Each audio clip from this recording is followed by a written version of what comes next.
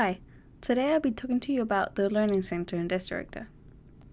In order to get to the Learning Center, all you need to do is log into your admin console and navigate to the Manage Learning tab.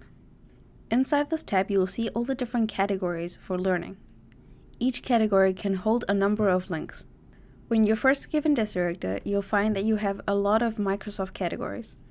These are meant to be placeholders in order to show you how they work. In this case, we're looking at the support portal. The support portal has a lot of categories that we've custom made for our users. We're just going to look at one category now. So, in order to do that, I'll create a test category, and then I'll go into the category. The first thing that I want to do is I want to filter this category. So while I'm working on it, I don't want all my clients to be able to see this. At the moment, there's no filter applied to this. And if we actually go and see what the portal looks like for all users, we will see that the test category has appeared. First order of business when setting up a new category, make sure to filter out just to your test user. To do so, you need to go into Manage Filter and add the companies or contacts that you want to have access to this category. In my case, I just want my contact to have access to it. Once you've added the contacts, you can go back into the category. Now it's time to add material onto the category. In order to add material, it's quite easy. All you need is a URL. Once you've added a URL, that's one learning item that's been added onto the category.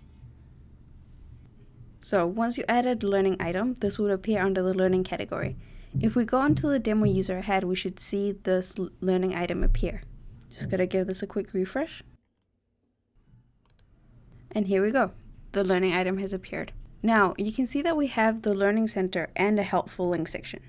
So this is two different areas where clients can access the categories that you set up in your Learning Center. What's the difference between this?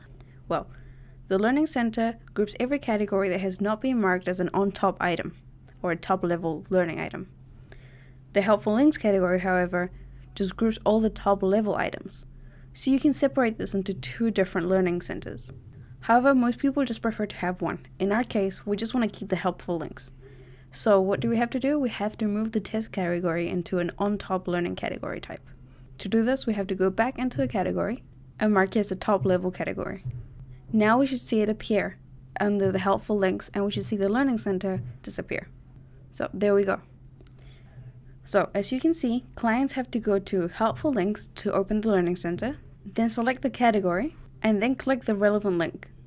That seems like one too many clicks if you only have one item in your category. For that reason, we've implemented the Navigate to First Item option. This allows us to navigate to the first item into the learning category. So now if we try and access the same material again, we should see this come into action. As you can see, there was no extra click in order to get to the web page. DeskDirector can display more sites in an iframe inside the portal. However, some sites will not allow us to do this. If that's the case, then we can pop it out into a new tab. You can also force it to pop onto a new tab by adding this as an option where you add the learning link.